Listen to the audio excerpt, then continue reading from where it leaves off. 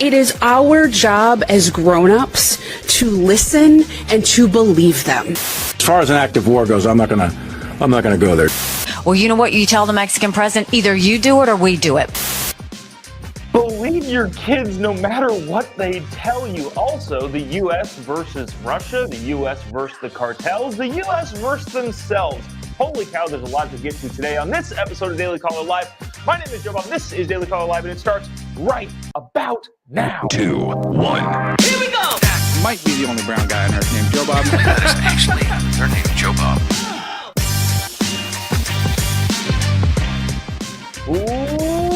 Live from the dingy bunker, completely cut off from the outside world, except for you fine folks. My name is Jobob. This is Daily Caller Live. Thanks so much for tuning in on today. It is Thursday, March 16th, the year of our Lord 2023. Hope you're having a good day, because this show is a downer today, honestly. International banking systems are collapsing. We may face off against the Mexican drug cartels. What else was there? Oh, yeah, you should believe your kids no matter what they tell you, even if it's an inanimate object. And also, Russia shot down one of our aircraft on Tuesday, so we'll have to talk about that too. A lot to get to. Let's jump straight into it. I wanted to let's go with this. I know this is a little bit more, I don't know, gritty than I think we were thinking. But if you hadn't heard this already, Russia, I don't even know what the correct terminology is, because there's a bunch of stuff going around. But Russia attacked, in my opinion, a U.S. aircraft, causing it to go down, which is being downplayed in some circles, and I hope being upplayed. Upplayed isn't the right word. Taken very seriously at certain other levels. A U.S. drone was flying over international waters. I believe it's the Black Sea, but I think the secretary here tells us specifically what it is in just a second. And then a Russia fighter jet dumped fuel on it and did some other things that caused it to crash. I believe, I don't know the price tag on it, but it's a very, very expensive drone, in the several millions of dollars thing that we no longer can use because of Russia.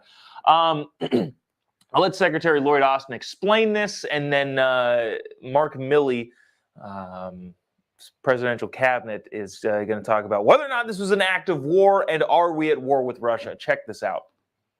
On Tuesday, Russian aircraft again engaged in dangerous and reckless and unprofessional behavior in the international airspace over the Black Sea.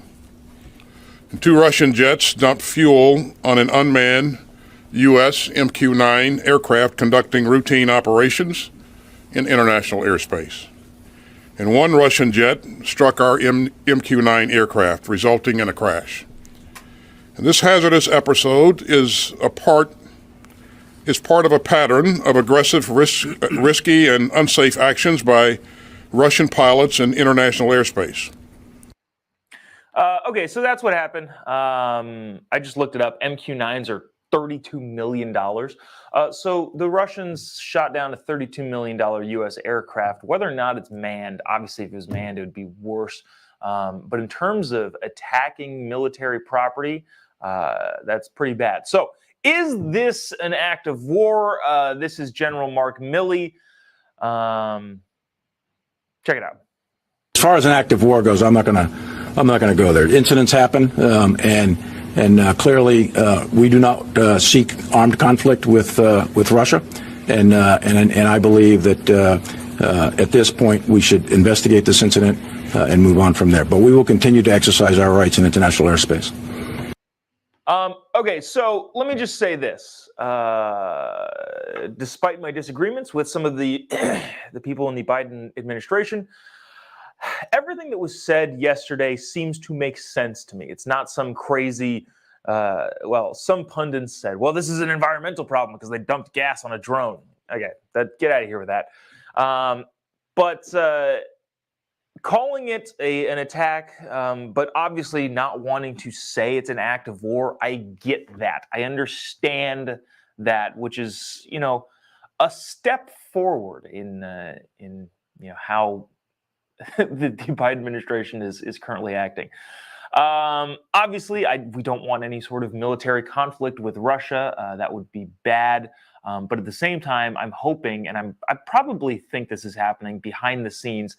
There are a lot of back channeling going on saying, if you guys do this again, we will hit you hard in various places, whether it's some more hyper aggressive sanctions, which may or may not do anything, or we're just going to go eliminate a base of yours that isn't in Russia specifically. I don't know what the actual appropriate action would be, but coming out there and saying, they basically said, to summarize everything that I've seen coming out of the White House, is very, very serious, very, very stern, without saying that this is an act of war. Again, I don't know. I don't know what the ultimate goal, I think, is to not get into a war with Russia. And so it at least makes sense to me how they're going about this, saying absolutely not. You do not do this 100%. You will face repercussions for it, but also not advancing the rhetoric to, hey, we're going to invade Russia. I think that's probably, I don't know, a good thing. So moving on, but keeping within the Biden administration, this also happened on Tuesday. Yesterday was just a roller coaster. Not to go on a crazy tangent here, but if you watched yesterday, I happened to somehow get myself involved in a riot. I've been on tour with Charlie Kirk and the Turning Point USA folks, and Tuesday we were at UC Davis. Not going to rehash all of that. And a riot occurred, and I happened to be standing right there when a bunch of vandalism / glass was shattered. So we didn't get to do a lot of stuff. So this happened on Tuesday as well. This is Joe Biden talking about guns. Now, I want to play this clip from Joe Biden, and then I want to talk about the past and how the administration has done things that they say they believe is legal, but there's no way that they actually think it's legal. There's a couple incidents that have been pretty similar to this. Check out this clip from Joe Biden, and we'll discuss on the other side. Watch this. Work to save more lives more quickly. First, this executive order helps keep firearms out of dangerous hands, as I continue to call on Congress to require background checks for all firearm sales. And in the meantime, my executive order directs my Attorney General to take every lawful action possible to move us as close as we can to universal background checks without new legislation. It's just common sense. All right, we're not gonna relitigate the gun conversation on whether or not universal background checks are even possible, let alone we should do them. We're not gonna argue that for various reasons, other than we've argued this several times on the show. But I did want to point out something that the president said that is concerning, more in the legislative realm than it is in the gun debate realm. He said, "I've instructed the Attorney General to do everything that we see legal in order to do what Congress hasn't done yet." He's calling on Congress to do XYZ gun stuff. Okay, fine. Again, we're not going to relitigate the gun debate. But he's saying that the Attorney General is now authorized by me to do whatever he needs to do that is, quote unquote, legal. Here's the problem. The Biden administration, on a number of occasions, and this is not a partisan thing. Obviously I have a perspective, but this isn't a hard partisan side. You literally did this. Remember back in the early stages of the Biden presidency, where the CDC, the Centers for Disease Control, was dictating whether or not people could get evicted from their house. So the CDC, for some reason, had jurisdiction over housing. And then, if you remember, the Supreme Court said, you can't do that. That's not something that falls within the jurisdiction or the realm of responsibility for the CDC. And the Biden administration literally completely ignored the Supreme Court. They said, well, this is legal. We can do this. And the Supreme Court said, no, you can't. And then they completely ignored it. So my point being is that the Biden administration knows in several cases that things are illegal / they're not allowed to do them, and continues to do them anyway. In this particular case, it sounds like they're going to try that strategy with the gun debate. There's also the student loan debt cancellation, which is really just a debt transfer. We're not going to relitigate that. But I want to make the point that the Biden administration knows. They know. They've admitted to knowing that they can't do what they proposed to do. They know that it's not constitutional. They know it's going to get shot down in the Supreme Court. Nancy Pelosi said that the president can't just eliminate debt. It has to be an act of Congress. Joe Biden on a debate stage during his presidential run said that, no, I can't do that. Somebody said, what are you going to do to forgive student loan debt? If you remember the clip, he said, I won't. The bottom line here is there are several things that the Biden administration says that they're going to do that they themselves know that they can't legally do, but they do them anyway. So when Joe Biden says, I've instructed the attorney general to do anything they can within the realm of legality, that's kind of a difficult pill to swallow considering the amount of times they've lied on what they can do in the past and done anyway. Does that make sense? So when he says, well, I'm going to do, we're going to stay within the legal bounds until Congress passes something, I would be very, very cautious and very, very wary of what that looks like. What it probably means is the administration is going to get stuff.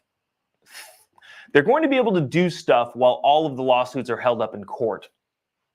And 4 years from now, however long it takes for these stupid things to figure themselves out, and probably rightly tell the Biden administration you can't do that,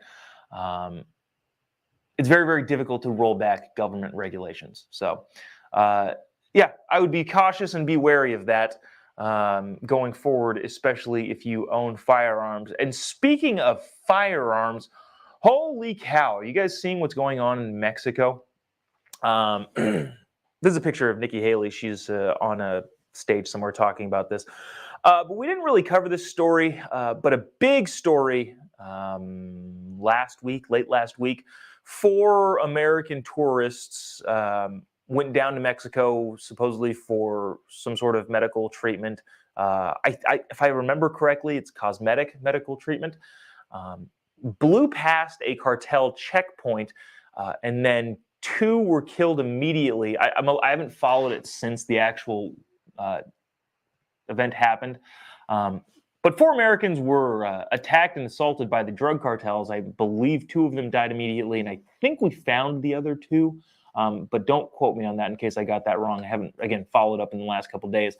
The bottom line is this. The cartel thought that the people driving through the checkpoint. Okay, so Mexico is littered with cartel checkpoints. Not government checkpoints. Like the cartels have their own people set up on roads, and you stop and you tell them whatever you want to tell. Don't go to Mexico. Bottom line, don't go to Mexico because you're going to be encountered by the cartels. This particular group of Americans drove by the checkpoint, didn't think they needed to stop because guess what? It's not a government thing, so why would you need to stop? Except for the rules in Mexico are different. And the cartels, I think we believe, mistakenly took that car as a rival cartel that was blowing through their checkpoint and attacked them. What I'm getting at with this story is there's a lot of opinions on how the U.S. should respond to that. I believe it was Lindsey Graham, senator from South Carolina, that said, well, we need to go attack the cartels. Geez, what the heck does that look like? Actually, maybe it's not. Maybe it was Bill Barr. It was one of your big higher-ups that said, we need to go take the fight to the cartels. And the reason I bring that up is because Nikki Haley is on a stage kind of saying a similar thing. I'd be curious to let me know in the comment section what you think we should do on this, because this is a perplexing issue. But here, listen to Nikki Haley of what she says, how we, the United States, should handle the cartels, and then we will discuss on the other side. Check it out. When it comes to the cartels, the Mexican president yesterday said, we don't want the U.S. to do anything. Well, you know what you tell the Mexican president? Either you do it or we do it. But we are not going to let all of this lawlessness continue to happen. And we can do that by putting special ops in there, by doing cyber, by really being strategic. Just like we dealt with ISIS, you do the same thing with the cartels. Okay, so again, I'm curious in the comment section if anybody is a proponent of this, or you're saying, hey, let's stay out. It is different because of the geographical location of Mexico, but holy cow, that could get really, really interesting if this catches hold and the United States gets involved in Mexico's the way they handle their cartels. Remember, I don't know if it's still this way, but Mexico was at one time just behind Syria as the most dangerous country on earth. A lot of people missed that because it's Mexico. People have gone to Mexico. They're our neighbors. For a long time, it was the second most dangerous country in the world. Yeah, a little bit problematic. Also, the U.S. State Department has put out a list of places to go or to not go, and pretty much the entirety of the country of Mexico is, hey, I wouldn't. There are some parts of the country, especially down south, where they're like, do not go here.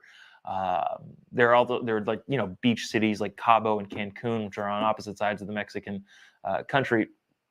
They were like, yeah, be careful, but we're not saying don't go. But there's huge swaths of the country of Mexico where the U.S. government is saying this is too dangerous, you should not go there. Now, the question I have in regards to that, and this has been a question posed by a lot of different people, is what would, if the State Department was categorizing places that are safe to travel to, how many places in the United States would have that same big red "do not go here" sign? Categorization. Would the State Department, if they were tasked with doing this, if they treated Chicago as another country, where would Chicago fall on the list of travel advisories that the government puts out? Where would St. Louis fall as far as travel advisories? Not entirely sure. Wow, there's some aggressive comments in the comment section. We're not going to invade Mexico, Mike. But a lot of people basically saying the same thing of like, we need to shore up the border. Yeah, absolutely. You got drugs pouring in over the Mexican border. You've got massive amounts of illegals coming through. I'm sorry, criminal aliens coming through. You've got 1,000 people that bull rushed the port of entry in El Paso just on Saturday or Sunday. Yeah, it's a big problem.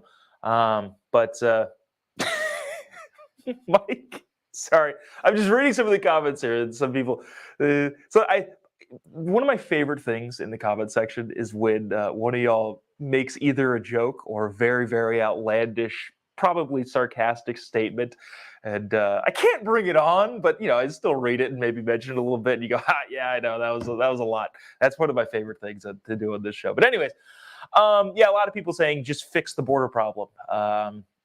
There was a hearing on the border yesterday that all of the Republican congressmen went. None of the Democrat congressmen went, where they grilled a bunch of the Border Patrol people. Maybe we'll get to that tomorrow, but also maybe not. Got a lot of stuff to get to. Moving on. All right. Let's see. Look at this. So we all heard on Friday about SVB, the Silicon Valley Bank. Sorry, in my head I was just doing the acronym. SVB sounds like SBF. SVB sounds like SBF, Sam Bankman-Fried, also fraudster. Silicon Valley Bank shut its doors, shuttered. Signature Bank then shuttered. People were wondering, is this going to cause a run on the banks? It did not, at least to my understanding. Now we're arguing whether or not we should bail out all of the rich people that knew that their bank wasn't insured. That's probably a conversation for a different time because I want to highlight this. Now the international banking community is getting scared. Credit Suisse, I've always called it Credit Suisse. They're a massive, huge bank. Credit Suisse, some people call it. Had to take a $56 billion loan from the Swiss National Bank, the Swiss government, in order to stay afloat, which is causing some concern over the international banking community, which furthers, if you watch Fox News, if you watched last night, I was on with Trace Gallagher, and if you watch Fox and you see all of those William Devane commercials of buy gold, he might be right. He might be right a lot. So maybe buying gold is the thing you should do because apparently nobody has confidence in the international banking system. Watch this. This is from Reuters, kind of giving more context to what's going on in the international banking community. I don't want to be, I don't know. I don't want to be stoking too much fear. But also, this might be something to keep an eye on. Check this out. The fact that 3 U.S. banks have failed in the last week, that has really shaken the confidence of investors about the banking sector as a whole, focusing on the U.S., but now spreading to Switzerland. On top of that, we see that a famous sort of Saudi investor that had been underpinning and backstopping some of Credit Suisse's investments has now said it does not want to add to that stake. So in some ways, investors have seen that as a kind of a mark of a lack of confidence in contributing capital to the Credit Suisse. Okay. So basically saying that, yeah, there's been a lot of bailing out. We've got Chuck Schumer. You know, we'll just go straight into Chuck Schumer because I think this is funny. Chuck says some things that, well, I just think they're funny in the context. Listen to who he trusts with the banking solutions or the banking problems that are existing in the country and apparently around the world. Watch this. Is anything about this crisis with SVB and other banks, does that concern you in the way that things were in 2008? And does that spook members in trying to figure out what is the right course of action in these circumstances? Well, look, I have faith in President Biden, Secretary Yellen, and the Federal Reserve. They have all hands on deck to manage this and keep our economy sound. Yeah. I think that's funny, and I think he probably wanted to get off of that topic very, very quickly. He said, I trust the administration, I trust Joe Biden to handle this banking problem. Okay, good. I'm glad you trust him. This not something that I currently have a lot of faith in at the moment, but, you know, to each their own. Lastly, let's wrap it up with this. This is kind of funny. I believe this is a Democrat candidate. Shoot, I forgot to pull up what this lady is specifically. But regardless of who she is, again, specifically, this person has a microphone and people watching her talk into said microphone. Actually, I'm going to be able to pull it up really quick. Minnesota Democrat Lieutenant Governor Peggy Flanagan, on an executive order to protect access to gender-affirming care, said this, such as sex changes and puberty blockers. Again, not going to relitigate that. We've done all this before. But listen to what she says. Watch this. When our children tell us who they are, it is our job as grown-ups to listen and to believe them.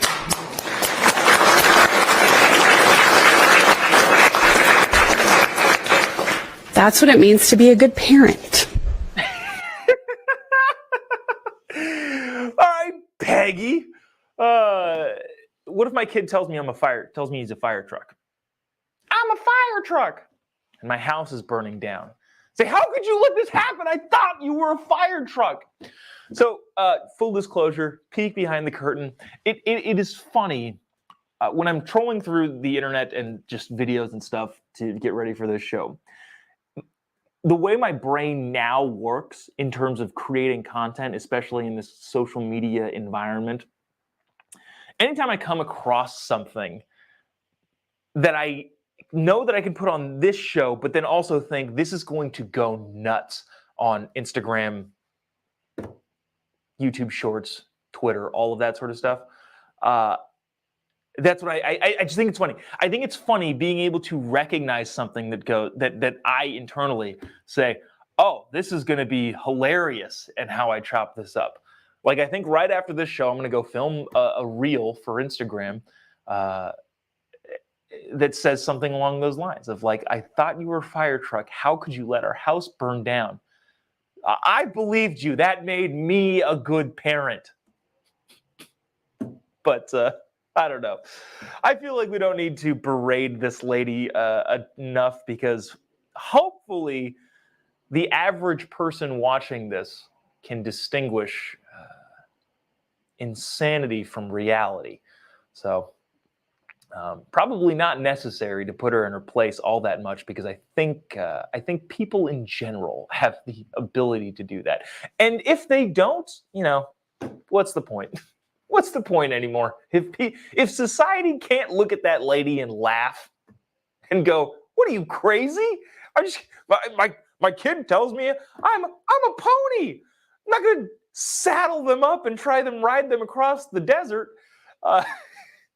But you know, if people look at this and go, "Yeah, this lady has a point," and a majority of the people think that, you know, we're doomed anyway. What's the point in trying? Wow. Ending the show on a downer note there. But yeah, such is the society we're currently occupying. That'll do it for us today. Really appreciate you sticking around, tuning in, watching. Let's see. We will be, where are we? On Monday, we'll be at the Rutgers University in New Jersey. On Tuesday, I will be at Louisiana State, LSU in Baton Rouge. And on Wednesday, I will be in Columbus, Ohio at Ohio State University. I believe all 3 stops are with Candace Owens, and then the last event at Ohio State is with Candace Owens and Charlie Kirk. So going to be a rocking time. Really, really looking forward to all of that. If you live in any of those areas, New Jersey, Louisiana, or Ohio, would love to come out and see you. Would love for you to come out and meet you, say hi. Hopefully there's no rioting like there was Tuesday, that took up the entirety of my time yesterday. I think I did like 10 different talk shows talking about it. Anyways, really appreciate you sticking around, tuning in. If you haven't already, give me a follow on any of your social media platforms. Just type in JOBOB pretty much anywhere. Instagram is going off. I think I don't know. I don't know what constitutes as being a quote unquote influencer, but a lot of you have tracked on and followed on Instagram, which I really, really appreciate. Very, very fun. We have a good time on there, and that's where I do a lot of kind of the day-to-day stuff. So give me a follow on any of your social media platforms. Would really appreciate that. Other than that, we will see you tomorrow to wrap up the week on a Friday. See you then. God bless America.